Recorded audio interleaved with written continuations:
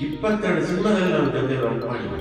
ಅವರೊಬ್ಬರಿಗೆ ಕೆಲಸ ಕೊಟ್ಟರು, life long ಆ ಕೆಲಸದಿಂದ ಅವರು ಜೀವನ ನಡೆಸಬೇಕು. ಇವತ್ತಿಗೂ ನಾನು ಬರೀತಾ ಇರೋದು ಅವ್ರು ಹೇಳ್ಕೊಡ್ತಾರೆ. ಉಪೇಂದ್ರ ಹೇಗೆ ಅಂತಂದ್ರೆ ಅವರಿಗೆ ಲಿರಿಕ್ಸ್ ಅವರಿಗೆ ಅಷ್ಟೊತ್ತಿಗಾಗಿ ಅವ್ರಿಗೊಂದು ಅವರು ಹಾಡು ಇಟ್ಟ ಇದ್ರು. ಅವರು ಕಾಮಣ್ಣ ಬಾಣ ಬಿಡಣ್ಣ ಅಂತ ಹಾಡು ಇಟ್ಟಾಯ್ತು. ಅದರಲ್ಲಿ ಉಪೇಂದ್ರ ಅವರು ಆಕ್ಟ್ ಮಾಡಿದ್ರು. ಹಾಗಾಗಿ ಅವರಿಗೆ ಹಾಡು ಬರೆಯಕ್ಕೆ ಒಂದಷ್ಟು ಅವಕಾಶ ಆಯ್ತು. ಅವಾಗ ಅವರು ಎಂತ ಕೆಲಸ ಮಾಡ್ತಿದ್ರು ಅಂದ್ರೆ ಆ ಪ್ರೊಡ್ಯೂಸರ್ಸ್ ಹತ್ರ, ಡೈರೆಕ್ಟರ್ಸ್ ಹತ್ರ ಮನೋರು ಚೆನ್ನಾಗಿ ಬರ್ತಾನೆ, ಒಂದು ಹಾಡು ಮನೋರಿಗೆ ಕೊಡಿ ಅಂತ. ಅಲ್ಲಿಂದ ಬೈಕ್ ಹಾಕೊಂಡು ನಮ್ಮನೆಗೆ ಬಂದು ನನ್ನ ಮನೋರು ಇನ್ನೊಂದು ನೀವೊಂದು ಹಾಡು ಬರೀರಿ. ನಾನು ಆಕ್ಚುಲಿ 2 ಹಾಡು ಅವರೇ ಬರೀಬೋದು, ಆದ್ರೆ ಎಂತ ಒಂದು ಒಳ್ಳೆ ಮನಸ್ಸು ಅವ್ರದ್ದು. ನನ್ನನ್ನು ಕರ್ಕೊಂಡೋಗಿ ಇನ್ನೊಂದು ಹಾಡು ನನಗೆ ಕೊಡಿಸ್ತೀವಿ ಆತಾರೆ. ನಾವು ಅವ್ರ ಜೊತೆ ಹೇಳ್ತಿದ್ವಿ. ಆ ಟೈಮಲ್ಲಿ ನನಗೆ ಕೆಲವು ಟ್ಯೂನ್ಸ್ ಎಲ್ಲ ಬರ್ತಾ ಇರ್ತಿತ್ತು. ನಾನು ಕಾಲೇಜ್ ಡೇಸ್ ಇಂದ, ಹೈಸ್ಕೂಲ್ ದಿನಗಳಿಂದ ನನ್ಗೆ ಏನೋ ಟ್ಯೂನ್ ಹೊಳೆಯೋದು, ಆದ್ರೆ ಸಂಗೀತ ಗೊತ್ತಿರ್ಲಿಲ್ಲ. ಆ ಟ್ಯೂನ್ ನೆನ್ಪಿಟ್ಕೊಳ್ಳೋದು ಹೇಗೆ, ಮಾರನೇ ದಿನ ಮಾಡ್ತೋದು. ಅಯ್ಯೋ ನಿನ್ನೆ ಒಂದು ಒಳ್ಳೆ ಟ್ಯೂನ್ ಬಂತಲ್ಲ ನನಗೆ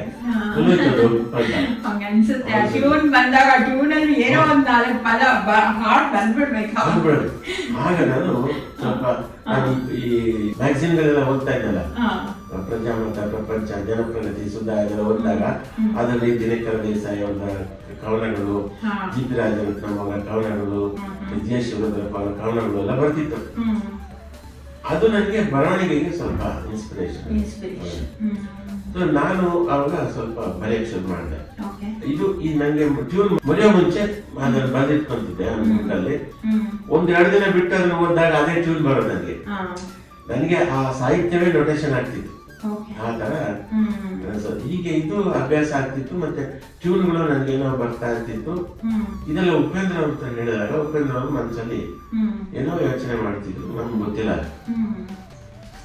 ಅವರು ಡೈರೆಕ್ಟರ್ ಆಗ್ಬೇಕು ಅಂತಲೇ ಬಂದಿದ್ದು, ನಾನು ಡೈರೆಕ್ಟರ್ ಆಗ್ಬೇಕು ಅಂತಲೇ ಬಂದಿದ್ದು. ನಾವು ಪರಸ್ಪರ ನಮ್ಮ ಕಥೆಗಳನ್ನ ನನಗೆ ಏನು ಕಥೆ ಹೊಳೆಯುತ್ತೋ ಅದನ್ನ ದೃಶ್ಯಗಳು ಹೊಳೆಯುತ್ತೋ ಉಪೇಂದ್ರ ಅವ್ರಿಗೆ ಹೇಳ್ತಿದ್ದೆ, ಅವ್ರಿಗೆ ಏನು ಹೊಳೆಯುತ್ತಿತ್ತೋ ಅದನ್ನ ನನಗೆ ಹೇಳ್ತಿದ್ರು.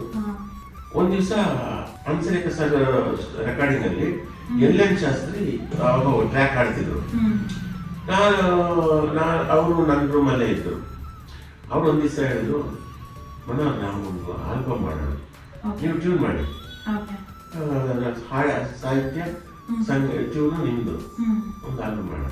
ಹಾಗೆ ನಾನು ಶಾಸ್ತ್ರಿ ಸೇರ್ಕೊಂಡು ಒಂದು ಆಲ್ಬಮ್ ಮಾಡಿದ್ವಿ, ಓ ಕುಸುಮ ಬಾಲಿಂದ.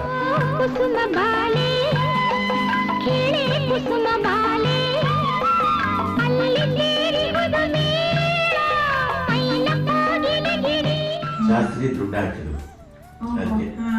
ಆವಾಗ ಒಂದು ಆಲ್ಬಮ್ಗೆ ಖರ್ಚಾಗಿದ್ದು 12,000. ಇವತ್ತಿಗೆ ಒಂದು ಆಲ್ಬಮ್ಗೆ 1 ಲಕ್ಷದ 1.5 ಲಕ್ಷ. ನೋಡಿದ್ವಲ್ವಾ, 3 ಹಾಡಿಗೆ ಎಷ್ಟು ಖರ್ಚು ಮಾಡಿಸಿದ್ರು ಸ್ಟುಡಿಯೋನವರು. ಸೊ ಆ ತರ ಇವತ್ತಿನ ಸ್ಥಿತಿ ಆ ತರ. ಅಲ್ಲಿಗೆ ಅವಾಗ 12,000 ಅವಾಗ ಸಾಧು ಕೀಬೋರ್ಡಿಸ್ಟ್ ಆಲ್ಬಮ್ಗೆ ದೇವ ಡ್ರಮ್ಮರ್ ದೇವ ಅವರು ನುಡಿಸಿರೋದಕ್ಕೆ, ವೇಣು ಕೂಡ ನುಡಿಸಿದ್ರು. ಹೀಗೆ ಒಂದು ಆಲ್ಬಮ್ ಆಯ್ತು, ಓ ಕುಸುಮ ಬಾಲೆ ಅಂತ. ಅದನ್ನ ನಾನು ಉಪೇಂದ್ರ ಅವರಿಗೂ ಕೊಟ್ಟೆ, ಕಾಶಿ ಸಾರಿಗೆ ಕೊಟ್ಟೆ. ಉಪೇಂದ್ರ ಅವರು ಆಮೇಲೆ ಡೈರೆಕ್ಷನ್ಗೆ ಅವಕಾಶ ಸಿಗ್ತು ಅವರಿಗೆ, ತಲೆ ನನ್ನ ಮಗ. ಆವಾಗ ಅವರು ಈ ಸಿನಿಮಾಕ್ಕೆ ನೀವೇ ಮ್ಯೂಸಿಕ್ ಮಾಡಿ ಅಂದ್ರು. ನನಗೆ ಭಯ ಆಗೋಯ್ತು, ನಾನು ಸಂಗೀತ ಕಲ್ತಿಲ್ಲ, ಸ್ವರಜ್ಞಾನ ಇಲ್ಲ ಅಂತ. ಮತ್ತೆ ಇದೆಲ್ಲ ಟ್ಯೂನ್ ಹೆಂಗ್ ಮಾಡಿದ್ರಿ ಅಂತ. ಟ್ಯೂನ್ ನಾನು ಬಾಯಲ್ಲಿ ಹೇಳ್ತೀನಿ, ನನಗೆ ಏನೇನೋ ಟ್ಯೂನ್ಸ್ ಬರುತ್ತೆ, ಅದನ್ನ ಹೇಳ್ತೀನಿ, ಅದನ್ನ ಮ್ಯೂಸಿಷಿಯನ್ಸ್ ಬರ್ಕೋತಾರೆ, ಇದನ್ನ ಹಾಗೆ ಮಾಡಿ ಅಂತ. ಬೇಡ, ನೆಕ್ಸ್ಟ್ ಸಿನಿಮಾ ನೋಡೋಣ, ಈಗ ಸ್ವಲ್ಪ ಸಂಗೀತ ಕಲಿತೀನಿ. ನನ್ಗೆ ಆ ಟೈಮಲ್ಲಿ ಇನ್ನೊಂದು ಏನೋ ಅನುಕೂಲ ಆಯ್ತಂದ್ರೆ, ನಮ್ಮ ಮಂಜುಳಾ ಗುರು ಇದ್ದಾರಲ್ಲ, ಅವರು ಸಾಧನಾ ಸ್ಕೂಲ್ ಅಂತ ಶುರು ಮಾಡಿದ್ರು 92ರಲ್ಲಿ. ಅಲ್ಲಿ ಕೀಬೋರ್ಡ್ ಕಲಿಯಕ್ಕೆ ಬಂದೆ ನಾನು. ಫಸ್ಟ್ ಬ್ಯಾಚ್ ನಾನು ಜಾಯ್ನ್ ಆದೆ, ಫಸ್ಟ್ ಬ್ಯಾಚ್ಗೆ. ಅಲ್ಲಿ ಸ್ವಲ್ಪ ಜೇಮ್ಸ್ ಅಂತವ್ರು ನನಗೆ ಕೀಬೋರ್ಡು ಸ್ವಲ್ಪ ಪಿಯಾನೋ ಹಾಗೆ ಇರೋದು. ಸೊ ಇಂಗ್ಲಿಷ್ ನೊಟೇಷನ್ ಸ್ವಲ್ಪ ನಂಗೆ ಅಲ್ಲಿ ವೆಸ್ಟರ್ನ್ ನೊಟೇಷನ್ ಅಲ್ಲಿ ಸ್ವಲ್ಪ ಕಲಿತೆ. ಅದಾದ್ಮೇಲೆ ಜೋಸೆಫ್ ಮಾಸ್ಟರ್ಲಿ ಸ್ವಲ್ಪ ಕಲಿತೆ. ಸೊ ಇದೆಲ್ಲ ಸ್ವಲ್ಪ ತಯಾರಿ ಇತ್ತು. ಆಮೇಲೆ ಉಪ್ಪಿಯವರ ಒತ್ತಾಯಕ್ಕೆ ಅವರೆಲ್ಲ ಬಯಸ್ಕೊಂಡು ಮ್ಯೂಸಿಕ್ ಆಯ್ತು ಸರಿಯಪ್ಪ ಮಾಡೋಣ ಅಂತ ನಾನು ತಂದೆ ನನ್ನ ಮಕ್ಕೆ ಒಪ್ಕೊಂಡೆ ಮ್ಯೂಸಿಕ್ ಮಾಡೋಕ್ಕೆ. ಅದು ನಿಜಕ್ಕೂ ಉಪೇಂದ್ರ ಅವರ ಫೋರ್ ಥಾಟ್ ಅಂತ ನೋಡಿ, ಮುಂದಾಲೋಚನೆ, ದೂರದೃಷ್ಟಿ, ಅದು ಆಶ್ಚರ್ಯ ಆಗುತ್ತೆ ಅವರು ಉಪೇಂದ್ರ ಅವರ ಇದಂದ್ರೆ ಯಾರ್ಯಾರಲ್ಲಿ ಏನೇನು ಟ್ಯಾಲೆಂಟ್ ಇದೆ ಅಂತ ಗುರುತಿಸೋದ್ರಲ್ಲಿ ಉಪೇಂದ್ರ ಅವರು ನಂಬರ್ 1. ನಮ್ಮ ಇಂಡಿಯಾದಲ್ಲೇ ನಂಬರ್ 1 ಅಂತ ಎಲ್ಲಾ ರೀತಿಯಲ್ಲೂ ನಂಬರ್ 1 ಅವರು. ಹಾಡು ಬರೆಯೋದ್ರಲ್ಲಿ ಡೈಲಾಗ್ಸ್ ನೋಡಿ, ಈ ವರ್ಷ 25ನೇ ವರ್ಷ ಉಪೇಂದ್ರ ಸಿನಿಮಾ ಬಿಡುಗಡೆ ಆಗಿದ್ದು. ಅದು ಒಂದು ಸರ್ರಿಯಲಿಸ್ಟಿಕ್ ಸಿನಿಮಾ. ಅಂದ್ರೆ ನಾವು ಸರ್ರಿಯಲಿಸ್ಟಿಕ್ ಪೇಂಟಿಂಗ್ ನೋಡ್ತೀವಿ, ಸಾಲ್ವಡಾರ್ ಡಾಲಿ ಅವ್ರು ಬರೆದಿದ್ದು. ಅದೆಲ್ಲ ಒಂಥರ ಅತಿರೇಕ ವಿಚಿತ್ರವಾದ ಚಿತ್ರಗಳು ಅವ್ರು ಬರೀತಾರೆ. ಡಾಲಿ ಬರೆದಿದ್ದಾರೆ, ಪೇಂಟರ್ ಸಾಲ್ವಡಾರ್ ಡಾಲಿ. ಅದನ್ನು ಸರ್ರಿಯಲಿಸ್ಟಿಕ್ ಅಂತ ಕರೆದ್ರು ತಜ್ಞರು. ನಾವು ಈ ಸಿನಿಮಾದಲ್ಲಿ ಸರ್ರಿಯಲಿಸ್ಟಿಕ್ ಸಿನಿಮಾ ಅಂದ್ರೆ one and only Upendra cinema. ಅದು ಆ ಸ್ಕ್ರೀನ್ ಪ್ಲೇ, ಚಿತ್ರಕಥೆಯಲ್ಲಿ ಇರುವಂತ ವೇಗ, ಉಪೇಂದ್ರ ಅವರ ಬ್ರೈನ್ ಅಂದ್ರೆ ಅದು ಬುಲೆಟ್ ಟ್ರೈನ್, ಅಷ್ಟು ಫಾಸ್ಟ್ ಹೋಗ್ತಾ ಇರುತ್ತೆ. ಆಮೇಲೆ ಈ ಸಡನ್ ಟ್ವಿಸ್ಟ್ಗಳು, ಹಾಡು ಬರೆಯೋದಿಲ್ಲ ಅಷ್ಟೇ ನೋಡಿ, ಅದರಲ್ಲಿ ಏನಿಲ್ಲ ನಿನ್ನ ನನ್ನ ನಡುವೆ ಏನಿಲ್ಲ ಏನೇನಿಲ್ಲ, ಆ ಹಾಡಲ್ಲಿ ಎಷ್ಟು ಮಾರ್ಮಿಕ ಅಂತ ಅರ್ಥ ಇದೆ. ಆಮೇಲೆ ಅಪ್ಪು ಚಿತ್ರದಲ್ಲಿ ತಾಲಿಬಾನಲ್ಲ ಒಂದು ಲವ್ ಸಾಂಗ್ ಅನ್ನ ಈ ತರ ಬರೀಬಹುದು ಅಂತ ಬಳಸ್ಕೊಟ್ರು.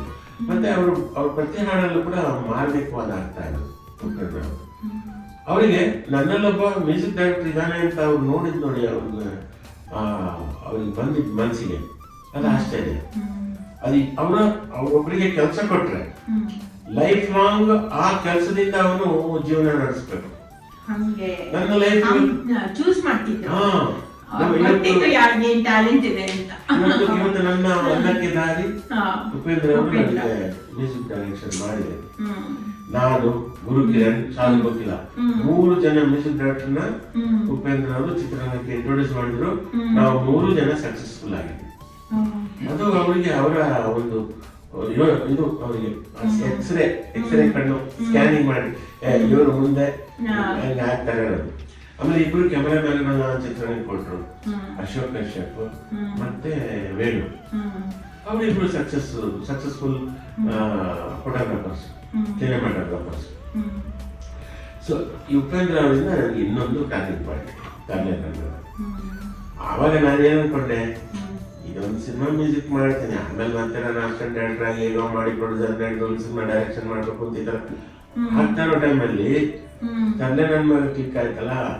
ಜಗ್ಗೇಶ್ ಅವರು ಅವರ ಹೋಮ್ ಪ್ರೊಡಕ್ಷನ್ ನಲ್ಲಿ ನನ್ನನ್ನೇ ಹಾಕೊಂಡು ಬಂಡ ನನ್ನ ಗಂಡದಲ್ಲಿ ಅಂತಿಂತ ಗಂಡು ನಾನಲ್ಲ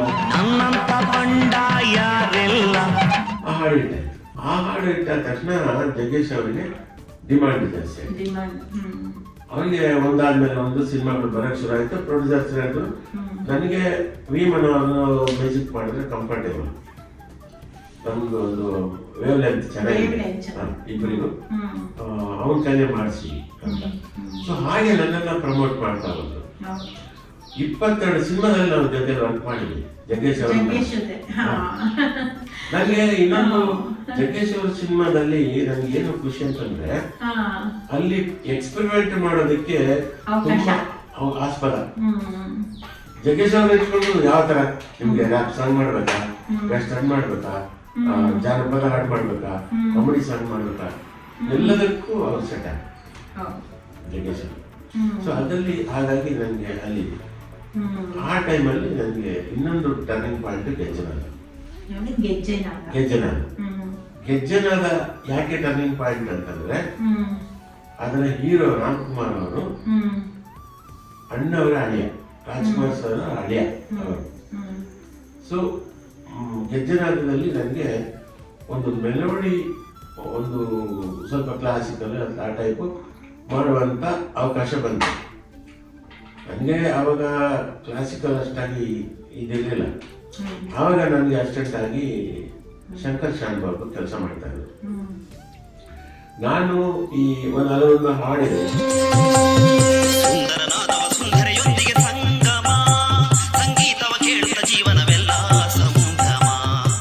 ಅದಕ್ಕೆ ನಾನು ಶಂಕರ್ ಶಾನ್ ಬಾಬು ಅವ್ರನ್ನೇ ಅವಲಂಬಿತ ಆದೆ. ಅವರು ನನಗೆ ಸಹಾಯ ಮಾಡಿದ್ರು ಆ ಟೈಮಲ್ಲಿ ಅದನ್ನು ಕಂಪೋಸ್ ಮಾಡೋಕ್ಕೆ. ಕ್ಲಾಸಿಕಲ್ ಇದು ಬಂದಾಗೆಲ್ಲ ನಾನು ಶಂಕರ್ ಶಾನ್ ಬಾಬು ಅವ್ರ ಸಲಹೆ ಕರ್ಕೊಂಡು ಅವರು ನನಗೆ ಗೈಡ್ ಮಾಡ್ತಾಯಿದ್ರು ತುಂಬ. ಆಮೇಲೆ ನನಗೆ ಮ್ಯೂಸಿಕಲ್ ನೊಟೇಷನ್ ಬರೆಯೋದಕ್ಕೆ ಯಾವ ಥರ ನೋಟ್ಸ್ ಬರೀಬೇಕು ಅದನ್ನು ನೀಟಾಗಿ ಹೇಳ್ಕೊಟ್ಟವರು ಶಂಕರ್ ಶಾನ್ ಬಾಬು. ಇವತ್ತಿಗೂ ನಾನು ಬರಿತಾ ಇರೋದು ನೊಟೇಷನ್ ಬರೆಯೋದು ಅವ್ರು ಹೇಳ್ಕೊಟ್ಟಿದ್ದಾರೆ. ಆ ಸ್ಟೈಲಲ್ಲೇ ಬರ್ತಾ ಇದ್ದಾರೆ.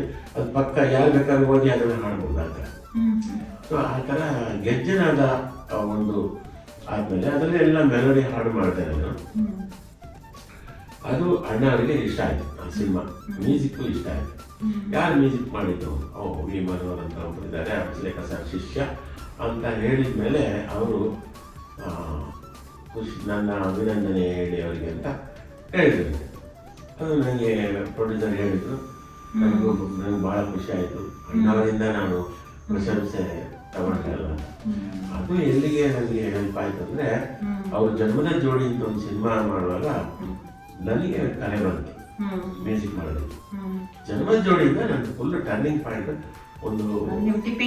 ಹೌದು. ಮತ್ತೆ ಶಿವರಾಜ್ ಕುಮಾರ್ ಅವರ ಒಂದು 15 ಅವಾರ್ಡ್ ಬಂತಲ್ಲ ಜನ್ಮದ ಜೋಡಿಗೆ ಸ್ಟೇಟ್ ಅವಾರ್ಡ್, ಆಮೇಲೆ ಫಿಲ್ಮ್ ಫೇರ್ ಅವಾರ್ಡ್ ಎರಡು ಬಂತು. ಅದಕ್ಕಿಂತ ಅದನ್ನು ಮೀರಿದಂಥದ್ದು ಜನರ ಪ್ರೀತಿ. ಜನ್ಮದ ಜೋಡಿ ಅಂದ್ರೆ ಇವತ್ತಿಗೂ ಜನ ನಾನು ಸಿಕ್ಕಾಗೆಲ್ಲ ನಿಮ್ಮ ಜನ್ಮದ ಜೋಡಿ ಅಂತ ಆಡಿದ್ರು ಅಂದಾಗ ನನಗೆ ಅದು ಯಾವ ಟೈಮಲ್ಲಿ ಮಾಡಿದ್ದು ಅದು ಆ ಟ್ಯೂನ್ಸ್ ಬಂದಾಗ ಟೈಮ್ ಚೆನ್ನಾಗಿತ್ತು. ಅದು ಆಗ ಏನಾಗುತ್ತೆ, ನಮಗೆ ಒಂದು ಸಿನಿಮಾ ಸಕ್ಸಸ್ ಆದಾಗ ನಮ್ಮ ಮೇಲೆ ಜವಾಬ್ದಾರಿ ಜಾಸ್ತಿ ಆಗುತ್ತೆ. ನಾವು ಮುಂದೆ ಏನು, ಈ ಸಿನಿಮಾ ಸಕ್ಸಸ್ ಆಯ್ತು, ಮುಂದಿನ ಸಿನಿಮಾನು ನಾವು ಗೆಲ್ಲಿಸ್ಕೊಡ್ಬೇಕು. ಇಲ್ಲ ಅಂದ್ರೆ ಆ ಸಿನಿಮಾ ಸಕ್ಸಸ್ ಆಗಿದ್ದು ಫ್ಲೂಕ್ ಅಲ್ಲಿ, ನಿಜವಾದ ಸ್ಟಫ್ ಇಲ್ಲ ನನ್ನ ಹತ್ರ, ಏನೋ ಲಕ್ಕಲ್ಲಿ ಕ್ಲಿಕ್ ಆಯ್ತು ಅಂತ ಮಾತುಗಳು ಬರ್ತವೆ. ಯಾಕಂದ್ರೆ ಒಂದು ಈಗ ಗೀತ ರಚನೆನೂ ಮಾಡ್ತಾ ಇದ್ರಿ, ಸಂಗೀತ ನಿರ್ದೇಶನನೂ ಮಾಡ್ತಾ ಇದ್ರಿ. ಸೊ ಇವೆಲ್ಲರ ಹಿಂದೆ ನಿಮ್ಗೆ ಏನೋ ಒಂದು ಏನ್ ಸರ್ ಅದು ನಿಮ್ಗೆ ಖುಷಿ ಕೊಟ್ಟಿದ್ದು ಅಥವಾ ಇನ್ಸ್ಪಿರೇಷನ್ ಕೊಟ್ಟಿದ್ದು? ನಿರ್ದೇಶನನೂ ಮಾಡಿದ್ರಿ, ಮತ್ತೆ ಹಾಡುಗಳನ್ನು ಬರೆದ್ರಿ. ಈಗ ಸ್ಫೂರ್ತಿಗೆ ನಮ್ಗೆ ಹಲವಾರು ಮಂದಿ ಇರ್ತಾರೆ. ನಮ್ಮ ಸ್ಫೂರ್ತಿ ಅನ್ನೋದು ಅದು ಎಲ್ಲಿಂದ? ನಮ್ಮಿಂದನೇ ಬರುತ್ತೆ. ನಮ್ಮ ಅಭಿರುಚಿ ಏನು, ನಮ್ಮ ಗುರಿ ಏನು, ನಾನು ಏನಾಗ್ಬೇಕು, ನನಗೆ ಮಿಲಿಟರಿ ಸೇರ್ಬೇಕು ಅಂತಾನೆ ಇತ್ತು. ಯಾಕಂದ್ರೆ ನಮ್ಮಪ್ಪ ಹವಲ್ದಾರ್ ಆಗಿದ್ರು. ಅವರು ಬ್ರಿಟಿಷ್. ಅದೆಲ್ಲ ಚಿಕ್ಕವನಿದ್ದಾಗ ಅವ್ರು ತೀರ್ಕೊಂಡ್ರು. ನನಗೆ 5 ವರ್ಷ. 5 ವರ್ಷ ಇದ್ದಾಗೆ ಹೋಗ್ಬಿಟ್ರು. ಸೊ ಹಾಗಾಗಿ ನನಗೆ ಅವರಲ್ಲ, ನಾನು ಹೇಳಿದ್ದಲ್ಲ ರಿಟೈರ್ಡ್ ಆದ್ಮೇಲೆ ಕೃಷಿ ಮಾಡ್ತಾರೆ. ನಮ್ಮೂರಲ್ಲಿ ಜಾಗ ತೋಟ ಬಟ್ ನೀವು ಅವರ ಹವಲ್ದಾರ್ಜಿನ ನೋಡಿಲ್ಲ. ಸೊ ಇವರೆಲ್ಲ ನಿಮ್ ಸ್ಫೂರ್ತಿ ಅಂತ ಹೇಳಿದ್ರೆ, ಸ್ಫೂರ್ತಿ ಅಂತ ಯಾವಾಗ ಬರೋದು, ನನಗೆ ಒಂದು ಚಿತ್ರ ಬರೀಬೇಕು ಅಂತ ಸ್ಫೂರ್ತಿ ಅಂದಾಗ ನನ್ನಲ್ಲಿ ಚಿತ್ರ ಬರೆಯುವ ಒಬ್ಬ ಕಲಾವಿದ ಇದ್ರೆ ಮಾತ್ರ ನಾನು ಸ್ಫೂರ್ತಿಯನ್ನು ನೋಡುತ್ತೀನಿ. ನನಗೆ ಯಾರು ಸ್ಫೂರ್ತಿ? ಬೈಕಲ್ಲಿ ಯಾರು? ನನಗೆ ಬೈಕಲ್ಲಿ ಏಂಜಲನೋ, ಲಿಯೋನಾರ್ಡೋ ಡಾ ವಿಂಚಿನೋ, ಅಥವಾ ಇಲ್ಲಿ ರವಿವರ್ಮನೋ ಯಾರು ಅಂತ ನಾನು ನೋಡ್ತೀನಿ ಸ್ಫೂರ್ತಿ. ಯಾರೊಬ್ಬರನ್ನ ನಾನು ಇಷ್ಟಪಡ್ತೇನೆ. ಅದು ಅಂದ್ರೆ ನನಗೆ ಸಂಗೀತಕ್ಕೆ ಯಾರು ಸ್ಫೂರ್ತಿ ಅಂದಾಗ ನಮ್ಮ ರಾಜನಾಗೇಂದ್ರ ಅವರು, ಆಮೇಲೆ ನಮ್ಮ ಗುರುಗಳು ಹಂಸಲೇಖ ಸರ್ ಅವರು, ಅವರೆಲ್ಲ ನನಗೆ ಸ್ಫೂರ್ತಿ. ವೈದ್ಯನಾಥ್, ಶಂಕರ್ ಗಣೇಶ್, ನನಗೆ ನನ್ನ ಕರೆಸಿ ಹಾಡು ಬರೆಸಿದ್ರಲ್ಲ ಅವರೆಲ್ಲ ನನಗೆ ಸ್ಫೂರ್ತಿ ಒಂದು ಮ್ಯೂಸಿಕಲ್ಲಿ. ಇನ್ನು ಕತೆ, ಚಿತ್ರಕಥೆ, ಸಂಭಾಷಣೆ ಮಾಡೋದಕ್ಕೆ ನನಗೆ ಸ್ಫೂರ್ತಿ ನಮ್ಮ ಗುರುಗಳು ಕಾಶಿನಾಥ್ ಸರ್, ಆಮೇಲೆ ಕೆ ಬಾಲಚಂದ್ರ ನಮ್ಮ ಫೇವ್ರೆಟ್ ಡೈರೆಕ್ಟರ್ ಕೆ ಭಾಗ್ಯರಾಜ್, ಅವರೆಲ್ಲ ನನಗೆ ತುಂಬಾ ಇಷ್ಟವಾದ ಡೈರೆಕ್ಟರ್. ಆಮೇಲೆ ಪುಟ್ಟಣ್ಣ ಅವರ ಸಿನಿಮಾಗಳು ಕಥಾ ಸಂಗಮ ಸಿನಿಮಾ ನೋಡಿದಾಗ ಹೇಗೆ ಹೊಡೆಯುತ್ತೆ ಇವರಿಗೆ. ಆ ಕಾಲದ 75ನೇ ಇಸ್ವಿಯಲ್ಲಿ ಈ ತರ 3 ಕಥೆಗಳು ಇಟ್ಕೊಂಡು ಒಂದೇ ಸಿನಿಮಾದಲ್ಲಿ 3 ಕಥೆ ಮಾಡ್ಬೋದು ಅಂತ ಪುಟ್ಟಣ್ಣ ಅವ್ರದೆಲ್ಲ ತುಂಬಾ ಇನ್ನೋವೇಟಿವ್ ವಂಡರ್ಫುಲ್ ಡೈರೆಕ್ಟರ್ ಪುಟ್ಟಣ್ಣ. ನಾವು ನಮ್ಮ ಡೈರೆಕ್ಟರ್ಗಳೆಲ್ಲ ಅವರಿಂದ ಕಲಿಯುವಂಥದ್ದು ತುಂಬಾ ಇದೆ. ಆಮೇಲೆ ಹೆಣ್ಣಿನ ಮನಸ್ಸನ್ನ ಅರ್ಥ ಮಾಡ್ಕೊಂಡು ಒಂದು ಕಥಾ ನಾಯಕಿಯನ್ನೇ ಎಲ್ಲ ಚಿತ್ರದಲ್ಲೂ ಶರಪಂಜರ, ಬೆಳ್ಳಿ ಮೋಡ, ಸೊ ಅವ್ರ ಸಿನಿಮಾಗಳೆಲ್ಲ ಕಥಾ ನಾಯಕಿ ಆಧಾರಿತ. ಅವ್ರು ಹೀರೋಗಳನ್ನ ಯಾರು ಅಷ್ಟೊಂದು ಕ್ಯಾರ್ ಮಾಡ್ತಿರ್ಲಿಲ್ಲ. ನಾಗರಾವ್ ನಂತರ ಅವರು ಹೀರೋಯಿಸಮ್ಗೆ ಒಂದ್ ಸ್ವಲ್ಪ ಒತ್ತು ಕೊಟ್ಟರು. ಉಳಿದಂತೆ ಎಲ್ಲ ಹೆಣ್ಮಕ್ಳಿಗೆ ಉಪಾಸನೆ ನೋಡಬೇಕು, ಆರತಿ ಅಂತ ಎಷ್ಟು ಸಂಗೀತ ಮಯವಾದ ಮ್ಯೂಸಿಕ್, ಧರ್ಮಸ್ಥಳ, ಹೀಗೆ ಅವೆಲ್ಲ ನಮ್ಗೆ ಅವರೆಲ್ಲ ನಮ್ಗೆ ಇನ್ಸ್ಟಿಟ್ಯೂಟ್. ಪುಟ್ಟಣ್ಣ ಒಂದು ಇನ್ಸ್ಟಿಟ್ಯೂಟ್. ನೀವೇ ಒಂದು ಇನ್ಸ್ಟಿಟ್ಯೂಷನ್ ಆಗಿ ಬೆಳೆದ್ರೆ ಸಂಗೀತ ವರ್ಲ್ಡ್ ಇನ್ನು ಸ್ಟೂಡೆಂಟೇ, ಇನ್ನೂ ಕಲಿತಾನೆ ಇದ್ದೀನಿ. ನಮ್ಗೆ ಅದಾದ ಮೇಲೆ ನನಗೆ ಅದ್ಭುತವಾದ ಸ್ಫೂರ್ತಿ ಅಂದ್ರೆ ಉಪೇಂದ್ರ ಅಂತ ಒಂದು. ಉಪೇಂದ್ರ ಅವ್ರು ಮೊದಲು ಬಂದಾಗ ಏನು ಜನರ ಅಭಿಮಾನ ಹಂಗಿತ್ತು. ಯಾಕೆಂದ್ರೆ ಅವ್ರ ಡೈಲಾಗ್ಸ್ ಏನು ಅದೇ ನೀವು ಹೇಳಿದ ಬುಲೆಟ್ ಟ್ರೈನ್ ಸ್ಪೀಡ್. ಆಮೇಲೆ ಒಂದು ಡೈಲಾಗು ವೇಸ್ಟ್ ಇಲ್ಲ. ಒಂದು ಮಾತಾಡ್ತಾ ಹೋದ್ರೆ ಪ್ರತಿಯೊಂದರಲ್ಲೂ ಕೂಡ ಇನ್ನೊಂದು ಅರ್ಥ ಇರ್ತಿತ್ತು, ಮತ್ತೆ ಅದು ಮಾರ್ಮಿಕವಾಗಿರ್ತಿತ್ತು. ನೀವು ಅವ್ರದ್ದು ರಕ್ತ ಕಣ್ಣೀರು ನೋಡಿದ್ರೆ ಅದರಲ್ಲಿ ಬೇರೆ ಶೈಲಿಯಲ್ಲಿ ಅವರು ಮಾತಾಡಿದ್ರು. ಆಮೇಲೆ ಆ ಸಂಭಾಷಣೆ ಎಲ್ಲ ಅದ್ರಲ್ಲಿ ಕೆಲವು ಅರ್ಥಗಳು ತುಂಬಾ ವಿಚಾರ ಇರುವಂತ ಸಂಭಾಷಣೆ ಅವೆಲ್ಲ. ಹೌದು. ಸೊ ಆತರ ಅದ್ಭುತವಾದ ವ್ಯಕ್ತಿ, ಭಾರತದಲ್ಲಿ ಒಬ್ಬ ಶ್ರೇಷ್ಠ ನಿರ್ದೇಶಕ ಉಪೇಂದ್ರ. ಒಂದು ಸಿನಿಮಾ ಸಾಕು, ಮನಸ್ಸನ್ನ ಪರ್ಸಾನಿಫೈ ಮಾಡಿದ್ರು, ಮನಸ್ಸಿಗೆ ಒಂದು ರೂಪ ಕೊಟ್ಟಿದ್ದು, ನಾನು ಅಂತ. ಆ ಸಿನಿಮಾದ ಹೀರೋ ಹೆಸರೇ ನಾನು ಅಂದ್ರೆ ನೀವಾಗ್ಬೋದು, ನಾನಾಗ್ಬೋದು, ಇನ್ನೊಬ್ಬ ಯಾರಾದ್ರೂ ಆಗ್ಬೋದು. ಆ ಮನಸ್ಸೇ ಅಲ್ಲಿ ಹೀರೋ ಆಗಿ ಆಕ್ಟ್ ಮಾಡುತ್ತೆ. ನಮ್ಮ ಮನಸ್ಸಲ್ಲಿ ಪ್ರತಿ ಕ್ಷಣವೂ ಒಳ್ಳೆ ವಿಚಾರ ಬರ್ಬೇಕು ಅಂತ ಏನಿಲ್ಲ. ಮರುಕ್ಷಣ ಯಾವ್ದೋ ಒಂದು ಕೆಟ್ಟ ವಿಚಾರ ಬರುತ್ತೆ.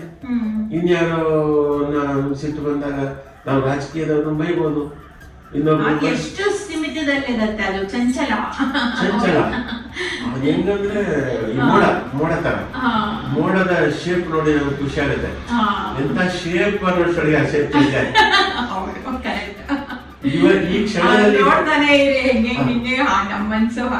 ಈ ಕ್ಷಣದಲ್ಲಿರುವ ಆಕಾರ ನೆಕ್ಸ್ಟ್ ಮೂಮೆಂಟ್ ಅಲ್ಲಿ ಅಲ್ಲ, ಇನ್ಯಾವ ಕಾಲದಲ್ಲೂ ಆ ಆಕೃತಿ ಮತ್ತೆ ಬರಲ್ಲ. ಮೋಡಗಳ ಆಕಾರವೇ ಆ ತರ, ನಮ್ಮ ಮನಸ್ಸು ಅದೇ ತರ. ನಮ್ಮ ಮನಸ್ಸು ಮೋಡಗಳ ತರ, ಮಂಕಿ ಮೈಂಡ್. ಇಂಥ ಒಂದು ಈ ತರ ನಮ್ಮ ಮನಸ್ಸು ಅಷ್ಟು ಚಂಚಲವಾಗಿರೋದು. ಅದನ್ನ ಉಪೇಂದ್ರ ಅವರು ಪರ್ಸಾನಿಫೈ ಮಾಡಿ ಉಪೇಂದ್ರ ಸಿನಿಮಾ ಮಾಡಿ, ಉಪೇಂದ್ರ ಸಿನಿಮಾದಲ್ಲಿ ಹೀರೋ ಹೆಸರು ನಾನು. ಉಪೇಂದ್ರ ಸಿನಿಮಾ ನೋಡ್ಬೇಕು, ಎಲ್ಲರೂ ನೋಡ್ಬೇಕು. ಎ ಫಿಲ್ಮ್ ಅಲ್ಲಿ ಫಸ್ಟ್ ಹೀರೋ ಆಗಿದ್ದವರು.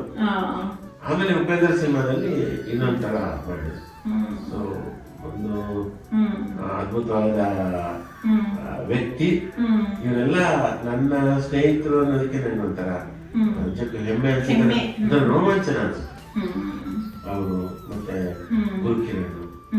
ಸೊ ನನಗೆ ನನ್ನ ಈ ಪ್ರಯಾಣದಲ್ಲಿ ನನ್ಗೆಲ್ಲ ಬಹಳಷ್ಟು ಗಾಢವಾಗಿ ಪರಿಣಾಮ ಬೀದಂತವರು Hamsalekha sir, Upendra, Kashinath sir. So ಇವರೆಲ್ಲ ನನಗೆ ಪ್ರಭಾವ ಬೀರಿದಂತ ವ್ಯಕ್ತಿಗಳು. ಅಣ್ಣವರು ಅದೊಂದು ವ್ಯಕ್ತಿತ್ವ. ಹೇಗಿತ್ತು ಸರ್ ನಿಮ್ಮ ಅಣ್ಣವರ ಒಡನಾಟ? ಎಷ್ಟು 100 ಮೇಲೆ ಅವರಿಗೆ ಭಕ್ತಿಗೀತೆಗಳು? ನಾನು 10 ಆಲ್ಬಮ್ ಮಾಡಿದ್ದೆ. 10 ಆಲ್ಬಮ್ ಅಲ್ಲಿ 9 ಹಾಡು, ಒಂದು ಆಲ್ಬಮ್ ಅಲ್ಲಿ 9 ಹಾಡು ಹಾಡ್ತಿದ್ರು ಅಣ್ಣವರು. ಆ ತರ 10 ಆಲ್ಬಮ್ ಅಲ್ಲಿ 90 ಹಾಡು ಹಾಡಿದ್ರು. ಅದಾದ್ಮೇಲೆ ಸಿನಿಮಾಗಳಿಗೆ ಇವೆಲ್ಲ ಸಿನಿಮಾ ಹಾಡುಗಳಲ್ವಾ? ಭಕ್ತಿಗೀತೆ, ಅದೇ ಬೇರೆ ಆಲ್ಬಮ್. ಡಿವೋಷನಲ್ ಆಲ್ಬಮ್ ಅಲ್ಲಿ ಅವರು ಒಂದು 90 ಹಾಡು ಹಾಡಿದ್ರು. ಸಿನಿಮಾ ಎಲ್ಲ ಸೇರಿದ್ರೆ ಅವರು 20 ಹಾಡು ಹಾಡಿದ್ದಾರೆ. ಅದು ನನಗೊಂದು ಕ್ರೆಡಿಟ್ ಅದು. ಆಮೇಲೆ ಫಸ್ಟ್ ನಮ್ಗೆ ಅವರ ಪರಿಚಯ ಆಗಿದ್ದು ನಮ್ಮ ಸಂಗೀತ ಕಟ್ಟಿ ಸಿಂಗರ್ ಇರಲ್ಲ, ಅವರ ತಂದೆ ಎಚ್ ಎ ಕಟ್ಟಿ ಅವರು ಭಕ್ತಿಗೀತೆ ಅವರು ರೇಣುಕಾ ಯಲ್ಲಮ್ಮ ಭಕ್ತಿಗೀತೆ ಬರ್ದಿದ್ರು. ಅದು ಅಣ್ಣ ಅದನ್ನ ಆಕಾಶ್ ಆಡಿದವರು ಅಣ್ಣವರ ಹತ್ರ ಆಡಿಸಿ ಆ ಆಲ್ಬಮ್ ಮಾಡ್ಬೇಕು ಅಂತ ಅಣ್ಣವ್ರ ಹತ್ರ ಹೋದಾಗ ಅಣ್ಣವ್ರು ಹೇಳಿದ್ರು ಗೆಜ್ಜನಾದ ಸಿನಿಮಾ ಮಾಡಿದಾರಲ್ಲ ಅವರಿಗೆ ಅವರಿಂದ ಮಾಡಿಸೋಣ ಅಂತ. ಸೊ ಹಾಗೆ ನನಗೆ ಫಸ್ಟ್ ಆಲ್ಬಮ್ ಸಾಂಗ್ ರಾಜ್ಕುಮಾರ್ ಅವರೇ ಸಜೆಸ್ಟ್ ಮಾಡಿದ್ರು ನಿಮ್ಮ ಹೆಸರನ್ನ ಗೆಜ್ಜೆನಾದ ನೋಡಿ. ಅಣ್ಣವರು ನನಗೆ ಈ ರೀತಿ ಮನೋಹರ್ ಕೈಲಿ ಭಕ್ತಿಗೀತೆ ಮಾಡ್ಸೋಣ, ಗೆಜ್ಜೆನಾದ ಮಾಡಿದಾರಲ್ಲ ಅವ್ರು ಕೈ ಮಾಡ್ಸೋಣ ಅಂತ ಹೇಳಿದ್ದನ್ನ ನನಗೆ ನಿರ್ದೇಶಕ ಭಗವಾನ್ ಅವರು, ದೊರೆ ಭಗವಾನ್ ಅವರು ನಮ್ಮನೆಗೆ ಬಂದು ಮನೋಹರ್ ಅಣ್ಣವರು ನಿಮ್ಮನ್ನು ಸಜೆಸ್ಟ್ ಮಾಡಿದ್ರು ಒಂದು ರೇಣುಕಾ ಯಲ್ಲಮ್ಮ ಭಕ್ತಿಗೀತೆ ನೀವು ಮಾಡಬೇಕು ಅಂತ. ನನಗೆ ಒಂಥರ ಭಯ ಆಗುತ್ತೆ, ಯಾಕಂದ್ರೆ ನನ್ನ ಲಿಮಿಟೇಷನ್ ಕಾಮಿಡಿ ಸಾಂಗ್ಸ್ ಮಾಡೋದು ಸಣ್ಣ ಪುಟ್ಟ. ಬಟ್ ಗೆಜ್ಜೆನಾದ ಮೆಲೋಡಿ ಮಾಡಿದ್ರು ಕೂಡ ಮತ್ತಂತ ಅವಕಾಶಗಳು ಬಂದಿರ್ಲಿಲ್ಲ. ಅಣ್ಣವರಿಗೆ ಮಾಡ್ಬೇಕಾದ್ರೆ ಹೆಂಗಪ್ಪ ಭಕ್ತಿಗೀತೆ ಅಂತ, ಅದಕ್ಕೆ ನೋಡಿ ಎಚ್ ಎ ಕಟ್ಟಿ ಅವರು ಸಾಂಗ್ ಬಂದಿದ್ದಾರೆ ಅಂತ ಇದು ಕೊಟ್ಟು ಫೈಲ್ ಮ್ಯೂಸಿಕ್ ಮಾಡಿದ್ದ 9 ಹಾಡಿದೆ ಮ್ಯೂಸಿಕ್ ಮಾಡಿದ್ದ. ನನ್ಗೇನಂತಂದ್ರೆ ಇದೊಂದು ದೊಡ್ಡ ಚಾಲೆಂಜ್ ಇದೆ. ಅಣ್ಣವರು ಹಾಡ್ತಾರೆ, ಅವ್ರಿಗೆ ನಾನು ಮ್ಯೂಸಿಕ್ ಮಾಡ್ಬೇಕಾದ್ರೆ ಆ ಟ್ಯೂನ್ ನಲ್ಲಿ ಮತ್ತೆ ನನ್ನನ್ನು ಕ್ಯಾನ್ಸಲ್ ಮಾಡಬಾರ್ದು. ಇವನು ಬಂದಿಲ್ಲ, ಇವನಿಗೆ ಮಾಡಕ್ ಬಂದಿಲ್ಲ, ಬೇಡ ಬೇರೆ ಕೆಲ್ ಮಾಡ್ಸೋಣ ಅಂತ ಹೇಳ್ಬಾರ್ದು. ನನ್ನ ಹಾಡುಗಳ ಟ್ಯೂನು ಅವ್ರಿಗೆ ಇಷ್ಟ ಆಗ್ಲೇಬೇಕು ಅಂತ ಏನ್ ಮಾಡಿದೆ, ಒಂದೊಂದು ಹಾಡಿಗೂ 5 ಟ್ಯೂನ್ ಮಾಡಿದೆ. 9 ಹಾಡಿಗೆ 45 ಟ್ಯೂನ್ ಮಾಡಿದೆ ಒಂದು ಕ್ಯಾಸೆಟ್ ಅಲ್ಲಿ. ಅದನ್ನ ಓದಿ ಇದು ಈ ಟ್ಯೂನ್ ಅಲ್ಲಿ ಮಾಡ್ಬೋದು ಇದು ಅಂತ. ನೆಕ್ಸ್ಟ್ ಇನ್ನೊಂದು ಟ್ಯೂನು ಯೋಚನೆ ಮಾಡಿ 15 ದಿನ ಹೈಲ್ಯಾಂಡ್ಸ್ ಹೋಟ್ಲಲ್ಲಿ ಅಣ್ಣ ಅವರು ಚೆನ್ನೈಲಿದ್ದಾಗ ಬೆಂಗಳೂರಿಗೆ ಬಂದಾಗ ಉಳ್ಕೊಳ್ತಿದ್ದಂತ ಆ ರೂಮ್ ಅಲ್ಲಿ ನನ್ಗೆ ಕೂರಿಸಿ, ನನ್ನ ಆ ರೂಮ್ ಅಲ್ಲಿ ನನ್ನನ್ನು ಕೂರಿಸಿ ಭಗವಾನ್ ಸರ್ ನೋಡಿ ಈಗ ಅಣ್ಣವರು ಇದ್ದಂತಹ ರೂಮ್ ಇದು, ಇಲ್ಲಿ ಬರ್ಬೋದು ನಿಮ್ಗೆ ಒಳ್ಳೊಳ್ಳೆ ಐಡಿಯಾ ಅಂತ ಹೇಳಿ ನನ್ನಲ್ಲಿ ಕೂರಿಸಿ ಅಲ್ಲಿ ನಾನು ಕಂಪೋಸ್ ಮಾಡಿದ್ದೆ. ನಾನು ಪುರಿ ನನ್ನೊಂದು ಡಬ್ಬ ಹಾರ್ಮೋನಿಯಂ ಇತ್ತು. ಆ ಹಾರ್ಮೋನಿಯಂ ಒತ್ತಿದ್ರೆ ಆಗ ಸ್ವರ ಬರ್ತಿರ್ಲಿಲ್ಲ, ಅದರಲ್ಲಿ ಒಂದು ಸ್ವಲ್ಪ ಸೆಕೆಂಡ್ ಬಿಟ್ಟು ಅದರಲ್ಲಿ 45 ಟ್ಯೂನ್ ಮಾಡಿ ಒಂದು ಕ್ಯಾಸೆಟ್ ತುಂಬಾ ಆಯ್ತು. ಈಗ ಸಮಸ್ಯೆ ಏನು ಅಂದ್ರೆ ಈ 45 ಟ್ಯೂನು ನಾನೇನೋ ಹಾಡಿ ಮಾಡಿದೀನಿ, ಇದನ್ನ ಅಣ್ಣವರಿಗೆ ಹಾಡಿ ತೋರಿಸ್ಬೇಕಲ್ಲ. ನನ್ಗೆ ಅಪಸ್ವರ ಬರುತ್ತೆ, ಅವನು ಇದು ಓಕೆ ಆಗಲ್ಲ, ಯಾವ್ದು ಓಕೆ ಆಗಲ್ಲ, ಏನ್ ಮಾಡೋದು ಅಂತ ಹೇಳಿದಾಗ ನಾವು ಹಂಸಲೇಖ ಸರ್ ರೆಕಾರ್ಡಿಂಗ್ ಅಲ್ಲಿ ಕೋರಸ್ಗೆ ಅಂತ ಒಂದಷ್ಟು ಜನ ಇದ್ವಿ ನಾವು. ನನಗೆ ಸ್ವರಜ್ಞಾನ ಇದ್ದಿದ್ರು ಕೂಡ ನಮ್ಮ ಗುರುಗಳು ಹಂಸಲೇಖ ಸರ್ ನೀನು ಜಾಯ್ನ್ ಆಗ ಅಂತ ಹೇಳೋರು. ಅವಾಗ ಕೋರಸ್ ಇದ್ದಿದ್ದು ಕೃಷ್ಣಮೂರ್ತಿ, ಜೈಪಾಲ್, ಆಮೇಲೆ ತಿರುಮಲೆ ಶ್ರೀನಿವಾಸ್, ಅವ್ರನ್ನ ಚಾಮಿಯಿಂದ ನಾವು ಕಲ್ತಿದ್ರು.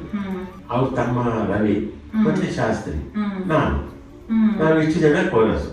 ಸೊ ತಿರುಮಲೆ ಶ್ರೀನಿವಾಸ್ ಅವರ ಚಾಮಿಯವರು ತುಂಬಾ ನನ್ಗೆ ಬಹಳ ಹತ್ತಿರ, ಯಾಕಂದ್ರೆ ತುಂಬಾ ಒಳ್ಳೆ ಮನುಷ್ಯ. ಆಮೇಲೆ ತುಂಬಾ ವಿದ್ವತ್ ಇದ್ದಂತ, ಕರ್ನಾಟಕ ಸಂಗೀತದಲ್ಲಿ ಬಹಳ ವಿದ್ವತ್ ಇದ್ದಂತ ವ್ಯಕ್ತಿ. ನಾನು ಹೋದೆ ಚಾಮಿಯವರ ಮನೆಗೆ ಹೋದೆ, ಚಾಮಿಯವರೇ ನಾನು ಒಂದು ಹೆಲ್ಪ್ ಆಗ್ಬೇಕು ನಿಮ್ಮಿಂದ ಅಂತ. ಹೇಳಿ ಹೋಗ ಅಂತ, ಈ ತರ 45 ಟ್ಯೂನ್ ಮಾಡಿದ್ದೀನಿ. ನಾನು ಅವ್ರ ಹತ್ರ ಅಣ್ಣವ್ರ ಮುಂದೆ ಹಾಡಕ್ಕೆ ನಮ್ಮ ಕೈಲಿ ಧೈರ್ಯ ಇಲ್ಲ, ನೀವು ಹಾಡ್ಬೇಕು ಆಯ್ತು ಅಂತ ಐಲ್ಯಾಂಡ್ಸ್ ಬಂದ್ರು. ಒಂದು ಕ್ಯಾಸೆಟ್ ಕೇಳಿ ಎಲ್ಲಾ ನೋಟ್ಸ್ ಬರ್ಕೊಂಡ್ರು. ನಾನು ನನ್ನ ಟ್ಯೂನಿಗೆ ಅವ್ರ ನೋಟ್ಸ್ ನೊಟೇಷನ್ಸ್ ಬರ್ಕೊಂಡ್ರು. ನೋಡ್ತಾ ಯಾವ ಕಲಿಯೋದು ನಾನು ಅಂತ ತಲೆದು ಅಂತ ಮನ್ಸಲ್ಲಿ ಬಂತು.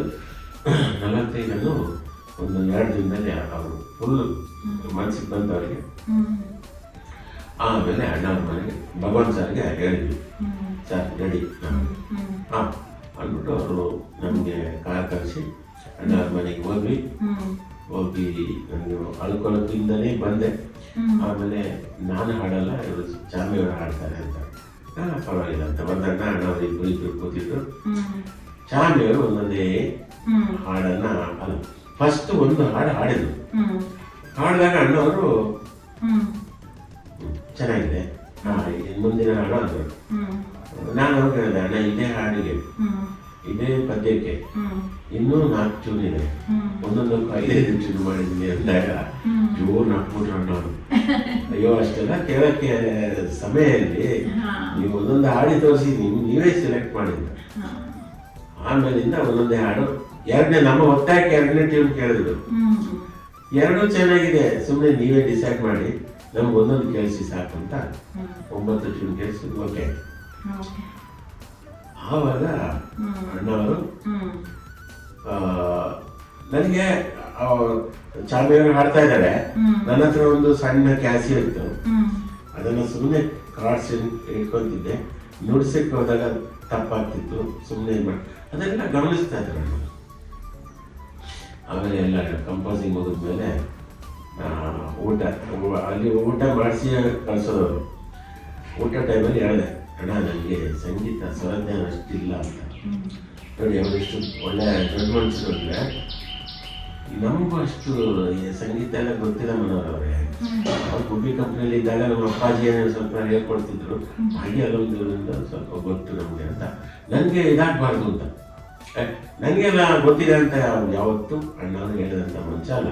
ಅವರು ಸಂಗೀತ ಕಲ್ತಿರ್ಲಿಲ್ಲ, ಆದ್ರೂ ಸಂಗೀತ ಕಲ್ತಿದ್ದ. ಸಂಗೀತದಲ್ಲಿ ಅವರು ವಿದ್ವಾನ್. ಹೌದಾ? 72 ಮೇಳಕರ್ತ ರಾಗವನ್ನು ಅರ್ಧ ಕುಡಿದಿದ್ದರು. ಹೌದಾ? ಬಟ್ ತೋರಿಸ್ಕೊಳ್ತಿರ್ಲಿಲ್ಲ. ಆ ಕಾಳಿದಾಸದಲ್ಲಿ ಏನು ಹಾಡಿದ್ದಾರೆ ಸಂಗೀತ ಗೊತ್ತಿಲ್ಲ, ಹಾಡಕ್ ಚಾನ್ಸೇ ಇಲ್ಲ. ಆರಾಧಿಸುವ ಮದನಾರಿ ಕರಾಳ ಪ್ರಿಯ.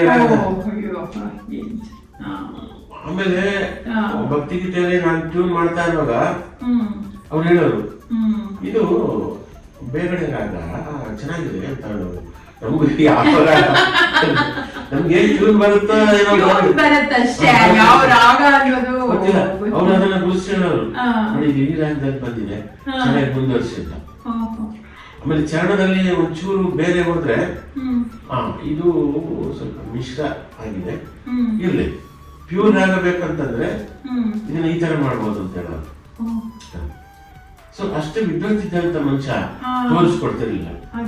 ಎಲ್ಲಿಯೂ ಕೂಡ ನನ್ಗೆ ವಿದ್ವತ್ತಿದೆ, ನಾನು ಸಂಗೀತ ಕಲ್ತಿದ್ದೀನಿ, ನನಗೆ 72 ಮೇಳಕರ್ತ ರಾಗ ಬರುತ್ತೆ ಅನ್ನೋದು ಎಲ್ಲಿಯೂ ಕೂಡ ಅಣ್ಣ ಅವರು ಅದನ್ನು ಗೊತ್ತುಪಡಿಸಿರ್ಲಿಲ್ಲ ಯಾರಿಗೂ.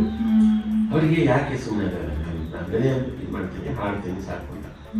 ಸೊ ಅಂತ ದೊಡ್ಡ ಮನುಷ್ಯ. ಆಮೇಲೆ ಈ ಭಕ್ತಿಗೀತೆಗಳು ಮಾಡ್ತಾ ಮಾಡ್ತಾ ನನಗೆ ಆತ್ಮೀಯ. ಆಮೇಲೆ ನಾನು ಯಾವಾಗ ಬೇಕಂದ್ರೆ ಅವಾಗ ಹೋಗ್ತಿದ್ದೆ, ವಾಚ್ಮ್ಯಾನ್ ತಡೀತಿರ್ಲಿಲ್ಲ. ಆಮೇಲೆ ಒಂದು 11 ಗಂಟೆಗೆ ಹೋಗ್ತಿದ್ದೆ. ಹೋದರೆ ಜೊತೆ ಊಟ ಮಾಡೋದೇ ಒಂದು ಖುಷಿ. ಯಾಕಂದ್ರೆ ನಾವು ಊಟ ಮಾಡೋದನ್ನ ಅದನ್ನ ಸವಿದು ಊಟ ಮಾಡ್ತೀವಲ್ಲ, ಅದು ಅವ್ರಿಗೆ ಇಷ್ಟ. ನೋಡಿ ಮನೋಹರವರೇ, ಈ ತರ ಆಸ್ವಾದಿಸ್ಬೇಕು ಆಹಾರವನ್ನ ಆಸ್ವಾದಿಸ್ಬೇಕು ಅಂತ ಹೇಳೋದು. ಆಮೇಲೆ ಫಸ್ಟ್ ಭಕ್ತಿಗೀತೆ ನಾ ಹೇಳ್ತಲ್ಲ, ಚಾಮಿಯವ್ರದ್ದು ಆಯ್ತಲ್ಲ 9 ಹಾಡು. ಆವಾಗ ಹೊರಗಡೆ ಬರುವಾಗ ಹೇಳಿದೆ ನಾನು, ಅದೇ ನನಗೆ ಸಂಗೀತ ಅಷ್ಟು ಗೊತ್ತಿಲ್ಲ ಅಂದ್ರೆ ಅವ್ರು ಹೇಳಿದ್ರು, ನನಗೂ ಅಷ್ಟು ಬರಲ್ಲ ಅಂತ ಒಂದು ವಾಡಿಕೆಯಲ್ಲಿ ಹೇಳಿದ್ರಷ್ಟೇ. ಅದಾದ್ಮೇಲೆ ನಾನು ಹೇಳಿದೆ, ಅಣ್ಣ ನನಗೆ ತುಂಬಾ ಭಯ ಆಗಿತ್ತು, ಹೇಗೆ ಓಕೆ ದೊಡ್ಡ ವ್ಯಕ್ತಿ ಜೊತೆ ನನ್ನ ಮೊದಲ ನನಗೆ ನನ್ನ ಟ್ಯೂನ್ಗಳು ನಿಮ್ಗೆ ಓಕೆ ಆಗುತ್ತಾ ಇಲ್ವಾ ಅಂತ ಭಯ ಆಗಿತ್ತು, ಅಳುತ್ತಿತ್ತು. ಅದಕ್ಕೆ ಅವರಂದ್ರು, ಭಯ ಇದ್ದಲ್ಲಿ ನಯ ಇರುತ್ತೆ, ನಯ ಇದ್ದಲ್ಲಿ ಲಯ ಇರುತ್ತೆ ಅಂದ್ರು. ಆಮೇಲೆ ನಾವು ಹೊರಡುವಾಗ ಹಾಗೆ ನಡ್ಕೊಂಡು ನಮಗೆ ಕೀರ್ತಿ ಬರುತ್ತೆ. ಕೀರ್ತಿ ಬಂದಾಗ ನಾವು ಕೀರ್ತಿ ಅಲೆ, ಅದು ದೊಡ್ಡ ಸಮುದ್ರದಲ್ಲಿ ಅಲೆ ಏರಿ ಬಂದಾಗ ತಲೆಬಾಗು ನಾವು ತಲೆಬಾಗಿದ್ರೆ ಅಲೆ ಮುಂದೆ ಕೊಟ್ಟೋಗುತ್ತೆ ತಲೆ ಮೇಲಿಂದ. ನಾವು ಎದೆ ಹುಟ್ಟಿದ್ರೆ ನಮ್ಮನ್ನು ಬೀಳ್ಸುತ್ತೆ ಅಂತ ಅವತ್ತು ಹೇಳಿದ್ರು ಆ ದಿನ. ಏನ್ ಹಂಬಲ್ನೆಸ್, ಹ್ಯೂಮಿಲಿಟಿ. ಒಬ್ಬ ಕೆಲಸದವನು ಕಸ ಗುಡಿಸೋನು ಕೂಡ ಅವರು ಬಹುವಚನದಿಂದ ಕರಿತಿದ್ರು. ಯಾರಿಗೂ ಏಕವಚನ ಪ್ರಯೋಗ ಮಾಡ್ತಿರ್ಲಿಲ್ಲ. ಅವ್ರು ಯಾರಿಗೂ ಹರ್ಟ್ ಆಗದ ರೀತಿಯಲ್ಲಿ ನಡ್ಕೋತಿದ್ರು. ಮನೆಗೆ ಬಂದ್ರೆ ಎಲ್ರಿಗೂ ಊಟ ಹಾಕಿ ಕಳಿಸ್ತಿದ್ರು. ಆಮೇಲೆ ತುಂಬಾ ಮಂದಿ ರಂಗಭೂಮಿ ಕಲಾವಿದರು ಅವ್ರ ಹತ್ರ ದುಡ್ಡು ಇಸ್ಕೊಂಡು ಅವಾಗ ಕೊಡ್ತಿದ್ರು 10,000 20,000. ಯಾರನ್ನು ಬರಿಗೈಯಲ್ಲಿ ಕಳಿಸಿರ್ಲಿಲ್ಲ. ಊಟ ಮಾಡಿಸ್ತಿದ್ರು, ಕೈ ತುಂಬಾ ದುಡ್ಡು ಕೊಟ್ಟು ಕಳಿಸ್ತಿದ್ರು. ಯಾಕಂದ್ರೆ ಅವರು ನಾವು ರಂಗಭೂಮಿಯಲ್ಲಿ ಇದ್ದಾಗ ಕಷ್ಟ ಪಡ್ತಿದ್ವಿ, ಊಟಕ್ಕಿಲ್ಲದೆ ಬಹಳ ಕಷ್ಟ ಆಗ್ತಿತ್ತು. ಇವರು ಅದೇ ತರ ಪಾಪ ಕಷ್ಟಪಡೋರು. ಒಂದ್ ದಿವಸ ಏನಾಯ್ತಂದ್ರೆ ಆದರೆ ಅದನ್ನೆಲ್ಲೂ ಪ್ರಚಾರಕ್ಕೆ ತಗೊಳ್ಳಿಲ್ಲ ಅವರು ಅಣ್ಣವರು. ಸಾಮಾನ್ಯವಾಗಿ ಒಂದು ಸಭೆ ಸಮಾರಂಭ ಶ್ರೀಯುತರು ಇವತ್ತು ನಮ್ಗೆ 10 ಲಕ್ಷ ರೂಪಾಯಿ ಡೊನೇಷನ್ ಕೊಟ್ಟಿದ್ದಾರೆ ಚೆಕ್ ಮೂಲಕ ಅಂತ ಇದು ಮಾಡೋದು, ಅನೌನ್ಸ್ ಮಾಡೋದು. ಅಣ್ಣವರು ಅದಕ್ಕೆ ವಿರೋಧ, ಪ್ರಚಾರ ಬೇಡ ಅಂತ. ಒಂದ್ ದಿವಸ ಏನಾಯ್ತು, ಪತ್ರಿಕೆಯಲ್ಲಿ ಶಿವರಾಜ್ ಕುಮಾರ್ ಅವರು 10,000 ರೂಪಾಯಿ ಯಾವ್ದೋ ಒಂದು ಸಂಸ್ಥೆಗೆ ಡೊನೇಷನ್ ಕೊಟ್ಟಿದ್ದು ಬಂದಿದೆ. ಅಣ್ಣವರು ಅದನ್ನು ಓದ್ಬಿಟ್ಟು, ಆಗ ಶಿವಣ್ಣ ಅವ್ರ ಮನೇಲಿ ಇದ್ರು, ಮದುವೆ ಆದ ವಸ್ತುದು ಅವ್ರ ಮನೇಲಿ ಇದ್ರು. ಬಾಬಾ ಇಲ್ಲಿ ಅಂತ ಬಂದು, ಏನಪ್ಪ ಇದು ಪೇಪರಲ್ಲಿ ನೀನು 10,000 ಕೊಟ್ಟಿದೆ ಅಂತ ಪ್ರಚಾರ ಆಗಿದೆ ಇದು ಅಂತ. ಅಪ್ಪಾಜಿ ನನಗೆ ಗೊತ್ತಿಲ್ಲ, ನಾನೇನು ಹೇಳಿಲ್ಲ, ಅವರೇ ಸುದ್ದಿ ಕೊಟ್ಟಿರ್ತಾರೆ. ನೋಡಪ್ಪ, ನಾವು ಬಲಗೈಯಲ್ಲಿ ಕೊಟ್ಟಿದ್ದೆ, ಎಡಗೈಯಲ್ಲಿ ಗೊತ್ತಾಗಬಾರ್ದು. ಯಾಕೆ ಅಂತಂದ್ರೆ ನಾವಿವತ್ತು ದಾನ ಮಾಡ್ತೀವಿ, ಯಾರು ಕೊಡ್ತೀವಿ ಅಂತ ಇಟ್ಕೋ, ಅದು ಪ್ರಚಾರ ಆದ ತಕ್ಷಣ 100 ಮಂದಿ ಬರ್ತಾರೆ. ಅವ್ರು ಒಳ್ಳೆಯವರು ಕೆಟ್ಟವರು ನಮ್ಗೆ ಗೊತ್ತಿಲ್ಲ. ನಾವು ಅಪಾತ್ರರಿಗೆ ದಾನ ಮಾಡಬಾರ್ದು. ಅರ್ಹತೆ ಇರೋರಿಗೆ, ಕಷ್ಟದಿರೋರಿಗೆ ಮಾತ್ರ ನಾವು ದಾನ ಧರ್ಮ ಮಾಡಬೇಕು. ನಮ್ಮ ಹತ್ರ ಯಾರ್ಯಾರು ಕೇಳ್ಕೊಂಡು ಬರ್ತಾರೋ ಅವ್ರಿಗೆಲ್ಲ ದಾನ ಧರ್ಮ ಮಾಡಿದ್ರೆ ನಾಳೆ ಆ ದುಡ್ಡನ್ನ ಅವರು ದುರುಪಯೋಗ ಮಾಡ್ಬೋದು, ಜೂಜು ಕುಡಿತ ಅದಕ್ಕೆ ಯೂಸ್ ಮಾಡ್ಬೋದು. ಹಾಗಾಗಿ ನಾವು ಪ್ರಚಾರಕ್ಕೆ ಹೋಗ್ಬಾರ್ದು. ನಮ್ಗೆ ಅಣ್ಣವರ ಒಡನಾಟದಿಂದ ಎಷ್ಟು ಖುಷಿ ಆಗ್ತಿತ್ತು ಅಂದ್ರೆ ಅವರ ಆ ಗುಬ್ಬಿ ಕಂಪನಿಯ ಅನುಭವಗಳೆಲ್ಲ ಹೇಳೋದು. ಆ ಕಂಪನಿ ಹೇಗಿರ್ತಿತ್ತು ಅಂತಂದ್ರೆ ಒಂದು 2-3 ಬೋಗಿಯಲ್ಲಿ ಟ್ರೈನ್ ಅಲ್ಲಿ ಅವರು ಬುಕ್ ಮಾಡಿ ಆ ಜನರು ಉಳಿದವರಿಗೆ ಹೋಗ್ತಿದ್ರಂತೆ. ಅಷ್ಟು ದೊಡ್ಡ ತಂಡ.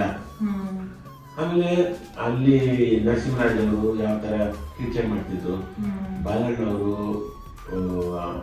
ಯಾವ ತರ ಅವರಿಗೆ ಜಗಳಾಡ್ತಿದ್ರು. ಮತ್ತೆ ಬಾಲಣ್ಣವರಿಗೆ ಕಿವಿ ಕೇಳಿಸಲ್ಲ, ಕಿವಿ ಕೇಳದೇ ಇದ್ರು ಕೂಡ ಎಷ್ಟು ಚೆನ್ನಾಗಿ ಅಭಿನಯಿಸ್ತಿದ್ರು. ಮತ್ತೆ ಇತರ ವಿಚಾರಗಳೆಲ್ಲ ಇನ್ನೂ ಹಲವಾರು ವಿಚಾರಗಳೆಲ್ಲ ಅಣ್ಣವರು ಅವ್ರದ್ದು ಸ್ವಾಮಿ ಹೇಳ್ತಾರೆ ಅನುಭವಗಳು. ಅದೆಲ್ಲ ನಾವು ಕೇಳಕ್ಕೆ ಖುಷಿ ಇರ್ತಿತ್ತು. ಸೊ ಆ ಥರ ಒಡನಾಟ. ಜೊತೆಗೆ ಅವರ ಬರ್ತ್ಡೇ ಅಂದರೆ ಆ ಜನ್ಮದಿನ ಇದ್ದಾಗ ನಮ್ಮ ಮನೆಗೆ ಕಂಪಲ್ಸರಿ ಹೋಗ್ತಿದ್ವಿ. ಹೋದಾಗೆಲ್ಲ ಅವರು ನಮ್ಮ ಮನೆಯವ್ರಿಗೆ ಸ್ವೀಟ್ ಇಷ್ಟಪ್ಪ ಇಲ್ಲಪ್ಪ ಅಂತ ಹುಡ್ಕೊಂಡು ಆಮೇಲೆ ನಮ್ಮ ಕಾತರ ಕಾಸಿ ಬಾಯಿಗೆ ತಿಳಿಸೋದು. ಸೊ ಅವೆಲ್ಲ ಒಂದು ನಮ್ಮ ಗ್ರೇಟೆಸ್ಟ್ ಅನುಭವ. ಅದೊಂದು ಪುಣ್ಯ ನಮಗೆ ಸಿಕ್ಕಿರೋದು. ಹಾಗೆ ನೀವು 160 ಚಿತ್ರಗಳಿಗೆ ಗೀತ ರಚನೆ ಮಾಡಿದೆ, ಮ್ಯೂಸಿಕ್ ಡೈರೆಕ್ಷನ್, ಮ್ಯೂಸಿಕ್ ಲಿರಿಕ್ಸ್ 2 ಬಂದಿದೆ. ಸೊ ಅದ್ರ ಬಗ್ಗೆ ನಿಮ್ಮ ಈಗ ಉಪೇಂದ್ರ ಅವರ ಒಂದು ಕೃಪಾ ಕಟಾಕ್ಷದಿಂದ ನಾನು ತಲೆನಮ್ಮಿಂದ ಮ್ಯೂಸಿಕ್ ಡೈರೆಕ್ಟರ್ ಆಗಿ ಆಮೇಲಿಂದ ಜಗ್ಗೇಶ್ ಅವರು ನಾನು ಪ್ರಮೋಟ್ ಮಾಡಿ ಇಲ್ಲಿವರೆಗೆ ಬಂತು ಜೀವನ. ಈ ಒಂದು ಪ್ರಯಾಣದಲ್ಲಿ ಏರಿಳಿತಗಳು, ಸಾಕಷ್ಟು ಸೋಲು ಗೆಲುವುಗಳು. ನನ್ನ ಪ್ರಯತ್ನ ಪ್ರಾಮಾಣಿಕವಾಗಿ ಇದ್ರೂ ಕೂಡ ನಿರ್ದೇಶಕರ ಪ್ರಯತ್ನ ಏನು ಇಲ್ಲದೆ ಇದ್ದಾಗ ಏನ್ ಮಾಡ್ತೀರಾ, ನಿರ್ಮಾಪಕರಿಗೆ ಲಾಸ್, ನಮ್ಮಂತ ಟೆಕ್ನಿಷಿಯನ್ಸ್ಗೆ ಲಾಸ್. ಯಾಕಂದ್ರೆ ಒಂದು ಸಿನಿಮಾ ಸಕ್ಸಸ್ ಆದ್ರೆ ಗುರ್ಸೋದು. ಒಬ್ಬ ನಿರ್ದೇಶಕ ಸಕ್ಸಸ್ ಆದರೆ ಎಲ್ಲ ಟೆಕ್ನಿಷಿಯನ್ಸ್ ಕಲಾವಿದರು ಗೆದ್ದಂಗೆ. ಯಾಕಂದ್ರೆ ಆ ಸಿನಿಮಾದಲ್ಲಿ ಎಲ್ಲರನ್ನೂ ಗುರುತಿಸ್ತಾರೆ. ಇಲ್ಲಾಂದ್ರೆ ನಾವು ಮಾಡಿದ ಫಲ ಏನು ವಿಫಲ. ನಾವು ಕಷ್ಟಪಟ್ಟು ಒಳ್ಳೆ ಮ್ಯೂಸಿಕ್ ಮಾಡ್ಬೋದು, ಅವ್ರು ಸಿನಿಮಾ ಡಬ್ಬ ತರ ತೆಗೆದ್ರೆ ಹೋಯ್ತಲ್ಲ. ಆ ಥರ ಎಷ್ಟು ಆಗಿದೆ. ಇದು ನನ್ನ ಅನುಭವ ಅಂತಲ್ಲ, ನಮ್ಮ ಗುರುಗಳು ಅಭಿಷೇಕ ಸರ್ ಸಿನಿಮಾಗಳು ಡೈರೆಕ್ಟರ್ನೇ ಅವಲಂಬಿತ.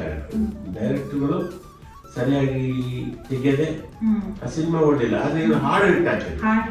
ಹಂಸಲೇಖ ನನ್ಗೆ ಏನಂತ ಹೇಳ್ತಿದ್ರು ಅಂದ್ರೆ, ಹಾಡು ಮಾಡುವಾಗ ಪ್ರಾಮಾಣಿಕವಾಗಿ ಮಾಡು, ಒಳ್ಳೆ ಟ್ಯೂನ್ ಮಾಡು, ಹಾಡು ಗೆಲ್ಲುತ್ತೆ. ಸಿನಿಮಾ ಗೆಲ್ಸೋದು ಡೈರೆಕ್ಟರ್ ಕೆಲಸ.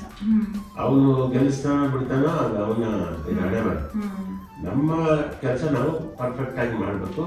ಆದಷ್ಟು ಮೆಲಡಿ ಅಥವಾ ಏನಾದ್ರು ಒಂದು ಎಕ್ಸ್ಪೆರಿಮೆಂಟ್ ಮಾಡೋದು, ಜನಕ್ಕೆ ಇಷ್ಟ ಆಗುವಂತ ಹಾಡುಗಳನ್ನ ಮಾಡು ಅಂತ ಅಣ್ಣವರು ನನಗೆ ಹೇಳಿ. ಅದು ನನಗೆ ನನ್ನ ಮನಸ್ಸಲ್ಲಿ ನಾನೆಲ್ಲ ತಗೊಳ್ತಾ ಇರ್ತೀವಿ.